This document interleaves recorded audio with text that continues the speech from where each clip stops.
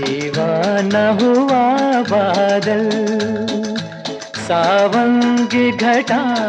मोहम्मद रफी ने संगीत की दुनिया में कई दशकों तक एक छत्र राज किया है। आने लगा याद वही प्यार का आलम। मोहम्मद रफी आज भी अपनी खूबसूरत आवाज और शानदार गानों से दर्शकों को मंत्रमुग्ध कर देते हैं। खुदा भी आसमां से जब ज़मीं पर देखता। मोहम्मद रफी के गानों और उनके जीवन के विभिन्न पहलुओं से जुड़े कई दिलचस्प किस्से हैं। इस वीडियो में मोहम्मद रफी के जीवन के एक ऐसे दिलचस्प किस्से के बारे में बताने जा रही हूँ जिससे पता चल जाएगा कि एक समय संगीत की दुनिया में उनका कितना अधिक महत्व था, लेकिन इस बात का उनको किसी तरह का भान नहीं था और वो कामयाबी के शिखर पर पहुंचने के बाद भी पहले की तरह विनम्र बने रहे। क्या है वो पूरा वाक्य, इस वीडियो में मैं आपकी दोस्त और होस्ट सुरभि बताने जा रही हूँ, तो आप बने रहिए हमारे साथ।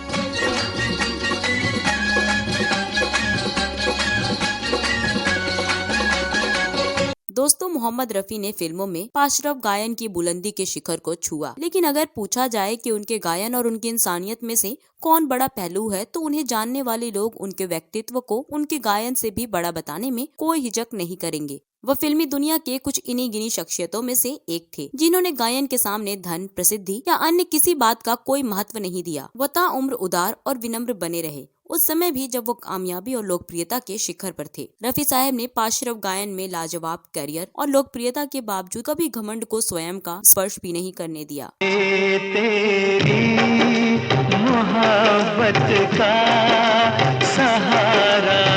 नौशाद ने जयमाला कार्यक्रम में कहा था, रफी साहब ने दिल लगी में गाए अपने एक गीत, तेरे कूचे में अरमानों की दुनिया लेके आया हूँ, तुझी पर जान देने की तमन्ना लेके आया हूँ से ही कामयाबियों की बुलंदी को छू लिया। उसके बाद उन्होंने कभी पीछे मुड़कर नहीं देखा। उन्होंने इज्जत पाई और उनकी लोकप्रियता आसमान छूने लगी। उनके संगीत का जादू पूरी दुनिया पर छा गया। तेरे कूचे में अरमानों की दुनिया। उनकी लोकप्रियता, इज्जत और संपत्ति सभी में इजाफा होने लगा, लेकिन इसके बाद भी वो विनम्र बने रहे, फलदार पेड़ की तरह। वो जितना फलदार बनते गए दुनिया के सामने, उतना झुकते गए। उनका हृदय खुदा के भय और सच्चाई के लिए प्यार से भरा हुआ था। परोपकारिता और दानशीलता उनमें कुट-कुट कर भरी थी। उनके लिए खुदा और सच्चाई प्रेरणा के मुख्य स्रोत थे। रफी साहब की सादगी और विनम्रता का एक वाक्य अमिताभ बच्चन ने भी अपने इंटरव्यू और कार्यक्रमों में सुनाया था। मोहम्मद रफी की बहू यास्मीन ने रफी साहब पर एक पुस्तक लिखी थी जिसका शीर्षक है मोहम्मद रफी माई अब्बा एम मायर।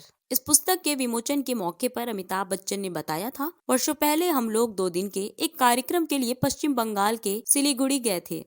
कॉन्सर्ट लेकर के गए सिलीगुड़ी, दार्जिलिंग के पास।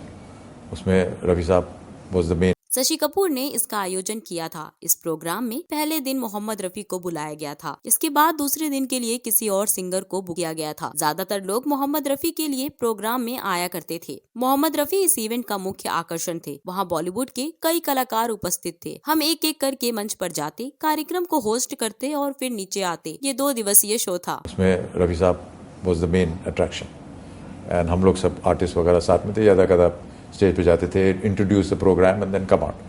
पहले दिन रफी साहब को परफॉर्म करना था और दूसरे दिन के लिए एक और गायक बुक था। पहले दिन के बाद रफी साहब ने अपना कार्यक्रम किया। ये प्रोग्राम बहुत अच्छा रहा। अपना कार्यक्रम पूरा किया और मुंबई वापस लौटने के लिए हवाई अड्डे के लिए प्रस्थान कर गए, लेकिन हमें अचानक पता चला कि दूसरे दिन वाला सिंगर प्रोग्राम में नहीं पहुँच पाएगा। 2 दिन का कार्यक्रम था। रफी साहब को एक दिन बुलाया था और दूसरे दिन एक और सिंगर को बुलाया था। शशि कपूर बहुत ही घबराए हुए आए और उन्होंने कहा, अब क्या होगा। हमने सोचा कि शो रद्द करना पड़ेगा। रफी साहब भी सुबह एयरपोर्ट के लिए निकल गए थे। ऐसे में हमें एक आइडिया आया कि अगर हम रफी साहब को रोक ले तो काम बन जाएगा।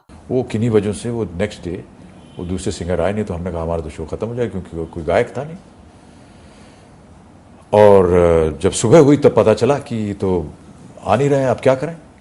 अमिताभ बच्चन आगे बताते हैं कि मुझे याद है हम सभी हवाई अड्डे की ओर भागे, कई मील की दूरी तय की। हम एयरपोर्ट पहुंचे, वहां पता चला कि वो फ्लाइट में बैठ चुके हैं और फ्लाइट टेक ऑफ करने वाला था। हमने एटीसी से हाथ जोड़कर अनुरोध किया कि क्या हम जाकर उनसे 2 मिनट के लिए बात कर सकते हैं। उन्होंने हमें परमिशन दी और हम फ्लाइट की तरफ भागे। हम दौड़कर रफी साहब की सीट के पास पहुंचे और हांफते हुए बस इतना कहा, साहब ऐसा हो गया, वो आए नहीं, आप रुक जाएंगे तो।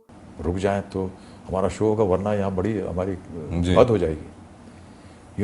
रफी साहब ने इतना सुना और बिना कुछ बोले और बिना कुछ पूछे अपनी सीट छोड़कर विमान से उतर गए। रफी साहब ने उसके बाद उस प्रोग्राम को सफल बना दिया। उसके बाद वो वापस चले गए। The man just left his chair, came down without saying a word, performed the next day. Amitabh Bachchan ने कहा कि उनकी सादगी की तारीफ करने के लिए मेरे पास शब्द नहीं है। अमिताभ बच्चन ने एक टेलीविजन इंटरव्यू के दौरान भी उस वाक्य का जिक्र किया है। No Wonderful. fuss at all. Absolutely wonderful. I just admired his simplicity.